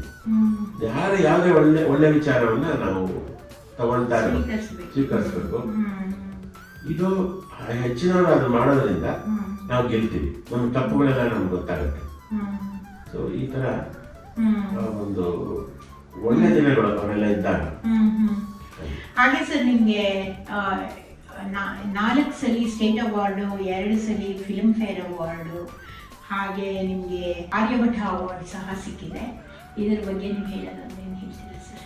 ಇದು ನಿಮ್ಗೆ ಎಂಥ ಖುಷಿ ಕೊಟ್ಟಿದೆ ಅಥವಾ ನಿಮ್ಮ ಜೀವನ ಮೇಲೆ ಯಾವ ತರ ಪ್ರಭಾವ ಬೀರಿದೆ? ಈ ಪ್ರಶಸ್ತಿಗಳು ಬರೋದು ನಮ್ಗೆ ಒಂದು ಕಡೆ ಪ್ರೋತ್ಸಾಹ ಕೊಡುತ್ತೆ, ಇನ್ನೊಂದು ಕಡೆ ನಮ್ಮಲ್ಲಿ ಒಂದು ಅಳುಕು ಕ್ರಿಯೇಟ್ ಮಾಡ್ತಾರೆ. ಅದಕ್ಕೇನೋ ಸಿಕ್ತು, ಈಗ ನೆಕ್ಸ್ಟ್ ಮಾಡೋದಕ್ಕೆ ಸಿಗುತ್ತೋ ಇಲ್ವೋ, ಅದಕ್ಕೇನ್ ಮಾಡ್ಬೇಕು ಅಂತ ನಾವು ಹಾರ್ಡ್ ವರ್ಕ್ ಮಾಡಕ್ ಶುರು ಮಾಡ್ತೀವಿ. ನಮ್ಮನ್ನ ಸದಾ ಚೈತನ್ಯದಿಂದ ಇರುವಂತದ್ದೇ ಈ ಪ್ರಶಸ್ತಿಗಳು. ಹೌದು, ನಾವು ಮತ್ತೆ ಕಷ್ಟಪಟ್ಟು ಮಾಡೋದಕ್ಕೆ ಅದು ಪ್ರೇರಣೆ ಪ್ರಶಸ್ತಿಗಳು. ಸೊ ಪ್ರಶಸ್ತಿಗಳಿಂದ ನಾನು ಕಲ್ತಿದ್ದು ಅಂದ್ರೆ ಹುಷಾರಾಗಿ ಕೆಲಸ ಮಾಡಬೇಕು. ಅದನ್ನ ಇನ್ನೂ ನಿಮಗೆ ಹೆಚ್ಚು ಇದರಿಂದ ಎಫರ್ಟ್ಸ್ ಹಾಕಿ ಅದನ್ನ ಇನ್ನೂ ಚೆನ್ನಾಗಿ ಮಾಡ್ಬೇಕು ಅನ್ನೋ ಒಂದು ಪ್ರೇರಣೆ ಕೊಡ್ತಾ. ಹಾಗೆ ನೀವು ಓಮಲ್ಲಿಗೆ ಅಂತ ನೀವೊಂದು ಹಾಡನ್ನು ಬರೆದಿದ್ದೀರಾ, ಹಾಗೆ ಚಿತ್ರನೂ ನಿರ್ದೇಶನ ಮಾಡಿದ್ದಾರೆ. ಈ ಓಮಲ್ಲಿಗೆ ಬಗ್ಗೆ ಎರಡು ರೀತಿಯಿಂದಲೂ ಹೇಳೋದಾದ್ರೆ ಏನ್ ಹೇಳ್ತೀರಾ? ಈಗ ಓಮಲ್ಲಿಗೆ ಶೀರ್ಷಿಕೆ ನನ್ನ ನಿರ್ದೇಶನದ ಸಿನಿಮಾಕ್ಕೆ ಬರೋದಕ್ಕೆ ಕಾರಣ ರಮೇಶ್ ಅರವಿಂದ್ ಅವರು. ಅಲ್ಲಿಗಂತಂದ್ರೆ ಅನುರಾಗ ಸಂಗಮ ಅಂತ ಒಂದು ಸಿನಿಮಾ. ಆ ಸಿನಿಮಾದಲ್ಲಿ ರಮೇಶ್ ಅರವಿಂದ್ ಅವರು ಒಂದು ಪಾತ್ರ ಮಾಡಿದ್ರು, 2ನೇ ಹೀರೋ ಅವರೇ. ಅದರಲ್ಲಿ ಒಂದು ಹಾಡಿದೆ, ಓ ಮಲ್ಲಿಗೆ ನಿನ್ನೊಂದಿಗೆ ನಾನಿಲ್ಲವೇ ಸದಾ ಸದಾ ಸದಾ. ಈ ಹಾಡು ಕೇಳಿ ರಮೇಶ್ ಅರವಿಂದ್ ಅವರು ಈ ಓಮಲ್ಲಿಗೆ ಕತೆ ಮಾಡುವಾಗ ಅವಕ್ಕೆ ಹೆಸರಿರ್ಲಿಲ್ಲ, ಇದಕ್ಕೆ ಓಮಲ್ಲಿಗೆ ಅಂತ ಹೆಸರಿಡ್ಬೋದು ಅಂತ ಸಲಹೆ ಕೊಟ್ಟಿದ್ದು ರಮೇಶ್ ಅರವಿಂದ್ ಅವರು. ಸೊ ಹಾಗಾಗಿ ಓಮಲ್ಲಿಗೆ ಆ ಹೆಸರನ್ನ ಆಗ್ಬಿಟ್ವಿ. ಅದು ಹೀರೋಯಿನ್ ಅವಲಂಬಿತ ಚಿತ್ರ. ಚಾರುಲತಾ ಅದರಲ್ಲಿ ಹೀರೋಯಿನ್. ನೀವು ಅದನ್ನ ನಿರ್ದೇಶನ ಸಂಗೀತ ಎರಡನ್ನು. ಸಂಗೀತ ಆ ಚಿತ್ರಕ್ಕೆ ಸಂಗೀತ ಮಾಡಿದಕ್ಕೆ SPB ಅವರಿಗೆ ಹಾಡಿದಕ್ಕೆ first time Karnataka state award ಸಿಕ್ಕಿದೆ. ಅದಕ್ಕೂ ಹಿಂದೆ ಎಂತೆಂತ ಹಾಡುಗಳು ಹಾಡಿದ್ರು, ಅವರಿಗೆ ಅವಾರ್ಡ್ ಬಂದಿರಲಿಲ್ಲ. ಏನಂದ್ರೆ ಗಾಯಕರಿಗೆ ಅವಾರ್ಡ್ ಕೊಡುವಂತ ಯಾವ ಹಾಡಿಗೆ ಬಂದ್ರು ಸರ್ ಅವ್ರಿಗೆ? ಮುದ್ದಾದ ಬಲೆನ ಹುಡುಗಿನ ಒಳ ಕರೆದ ಹಾಡಿಗೆ ಅವರಿಗೆ ನೀವು ಬಂದಿರೋ ಹಾಡು. Very nice. ಸೊ ಹಾಗಾಗಿ ನಿಮ್ಗೆ ಅದಾದ್ಮೇಲೆ 3 ಚಿತ್ರ ನಿರ್ದೇಶನ ಮಾಡಿದಿರ ಟೋಟಲ್. ಲಾಸ್ಟ್ ಒನ್ ಯಾವ್ದು ಸರ್, ಯಾವಾಗ ಮಾಡಿದ್ರಿ? 2000 ಲಾಸ್ಟ್ ಒಂದು 3ನೇ ಸಿನಿಮಾ ದರ್ಬಾರ್ ಅಂತ ಕಳೆದ ವರ್ಷ ಮಾಡಿದೆ ನಾನು. ಅದು ರಾಜಕೀಯ ವಿಡಂಬನೆ ಸಿನಿಮಾ. ಅದರಲ್ಲಿ ಉಪೇಂದ್ರ ಅವರು ಹಾಡಿದ್ದಾರೆ, ಆಮೇಲೆ ಚಂದನ್ ಶೆಟ್ಟಿ ಹಾಡಿದ್ದಾರೆ, ಅನುರಾಧ ಭಟ್ ಅವರು ಹಾಡಿದ್ದಾರೆ. ಹೀಗೆ ಒಂದು ಮ್ಯೂಸಿಕಲ್ 3 ಹಾಡಿದ್ರು ಕೂಡ ಜನಕ್ಕೆ ಇಷ್ಟ ಆಯ್ತದೆ.